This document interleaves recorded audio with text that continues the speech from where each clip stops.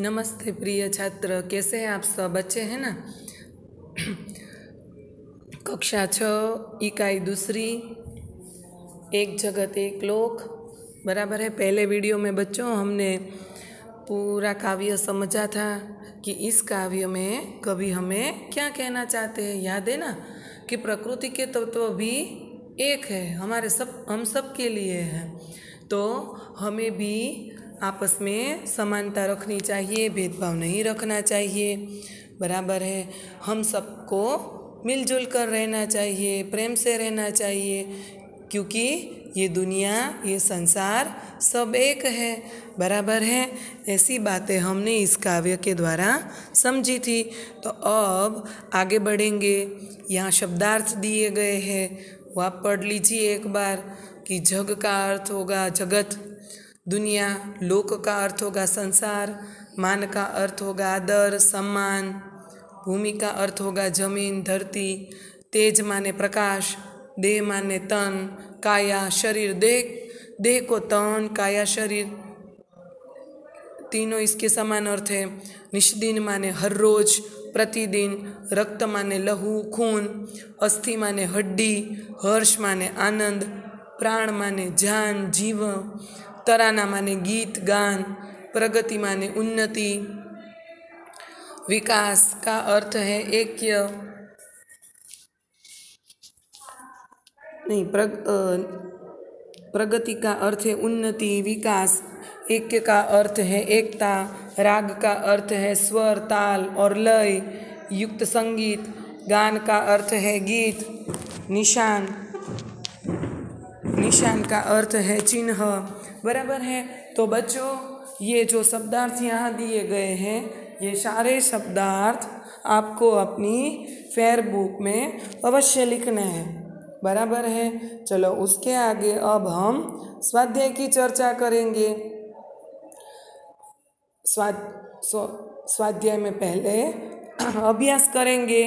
तो अभ्यास में पहला प्रश्न है, निम्नलिखित प्रश्नों के उत्तर दीजिए, बराबर है। एक जगत एक लोक ऐसा कवि ने क्यों कहा है? तो इस प्रश्न का उत्तर होगा कि कवि इस प्रश्न में कहना चाहते हैं कि एक जगत एक लोक ऐसा कवि क्यों कहा है। तो कवि कहना चाहते हैं कि जगत का अर्थ होगा दुनिया, बराबर। ये दुनिया एक ही है, बराबर है। कोई ऐसा कहेगा कि मैं दूसरी दुनिया का आदमी हूँ, तो ऐसा नहीं है।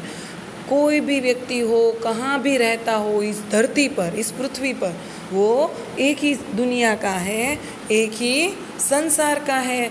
इसीलिए कवि यहाँ कहते हैं कि एक जगत एक लोक, माने जो जगत दुनिया है, संसार है, वो एक ही है, बराबर है।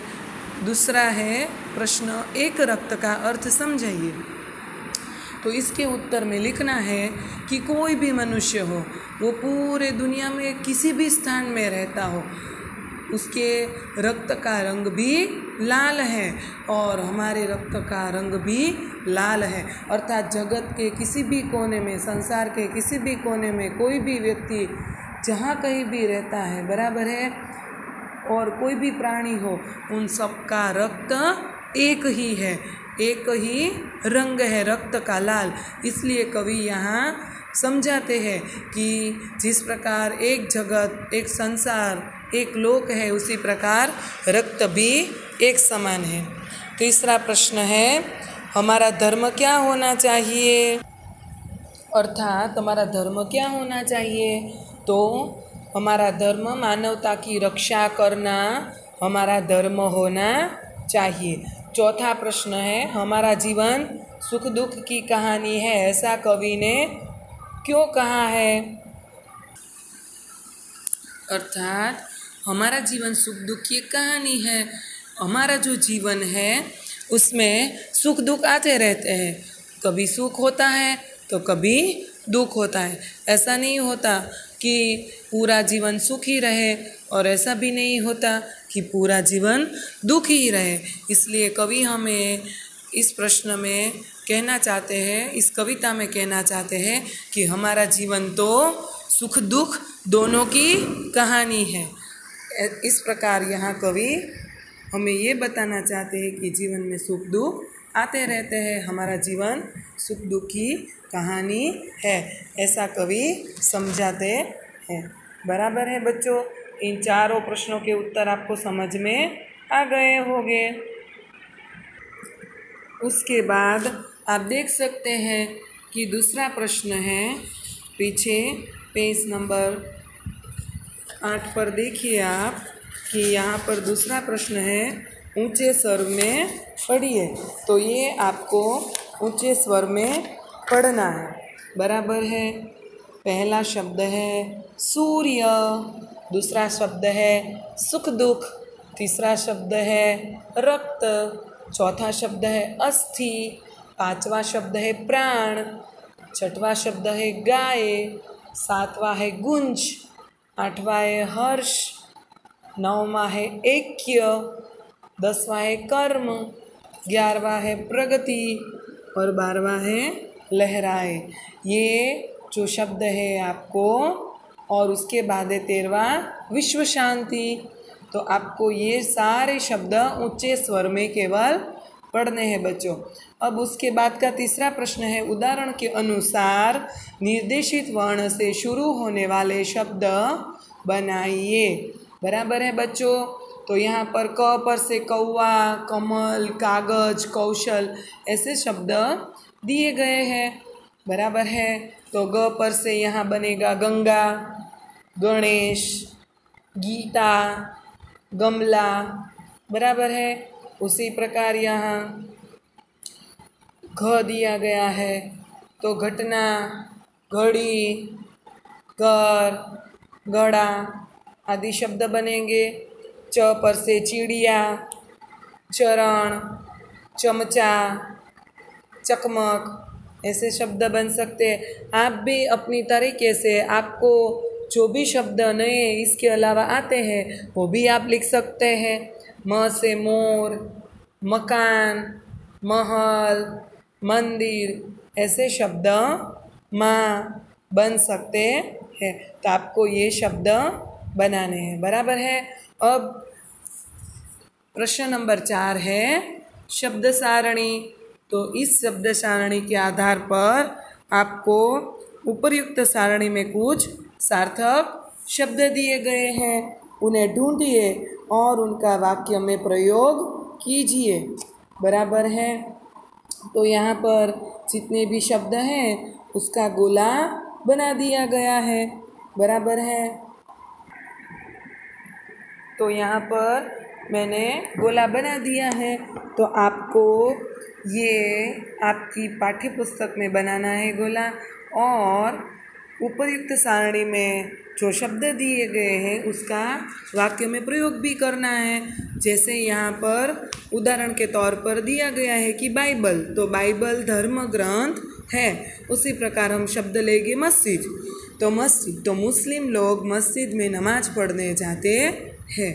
बराबर। उसके बाद है हिंदू, तो हिंदू सनातन धर्म है। उसके बाद हम लेंगे महाभारत, तो महाभारत प्राचीन ग्रंथ है।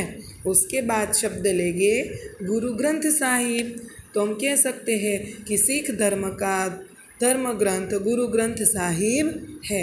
उसके बाद शब्द है सिख, तो सिख धर्म पवित्र धर्म है।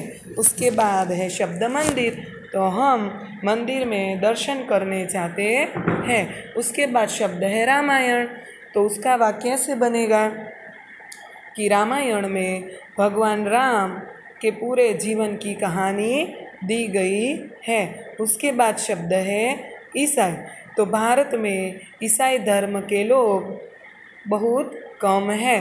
फिर उसके बाद शब्द है मुस्लिम, तो मुस्लिम लोग रोज़ नमाज पढ़ते हैं। इस प्रकार यहाँ जितने भी शब्द पर गोले बनाए गए हैं उन सब का आपको वाक्य में प्रयोग करना है। जिस प्रकार मैंने यहाँ सभी शब्दों के वाक्य प्रयोग किए उसी का आधार लेकर आपको भी वाक्य में प्रयोग करना है। उसके बाद 5वां प्रश्न है कि इस गीत को कक्षा में टेप रिकॉर्डर के द्वारा सुनाए। तो बच्चों, मैंने पहले वीडियो में ये पूरा गीत आपको सुनाया है, जो रिकॉर्डर के द्वारा दिया गया है पहले वीडियो में। तो फिर से सुन लीजिएगा, जिससे आपका दृढ़ीकरण होगा। और ये कविता भी आपको कंठस्थ करनी है, बराबर है बच्चों।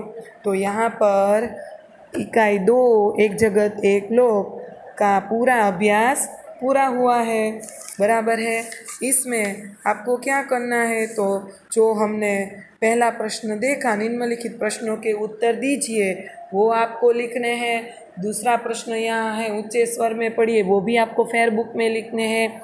शब्दार्थ भी आपको फेयर बुक में लिखने हैं। अभ्यास का पहला प्रश्न, निम्नलिखित प्रश्नों के उत्तर दीजिए, वो भी आपको फेयर बुक में लिखने हैं। फिर यहाँ पर जो वर्ण से शुरू होने वाले शब्द हैं, प्रश्न नंबर 3, वो भी आपको फेयर बुक में लिखने हैं। प्रश्न नंबर 4 है शब्द सारणी, बराबर है। तो ये शब्द सारणी आपको अपनी फेयर बुक में नहीं बनानी है, केवल शब्द लिखने हैं और उस पर से वाक्य बनाने हैं। ये आपको अपनी फेयर बुक में लिखने हैं। ये प्रश्न 4 तक आपको अपनी फेयर बुक में लिखने हैं। ये आपका होमवर्क है, बराबर है बच्चों। तो आगे के वीडियो में हम स्वाध्याय की चर्चा करेंगे। तब तक के लिए बाय। अपना होमवर्क कर लीजिएगा, बराबर है। घर में रहिएगा, सुरक्षित रहिएगा।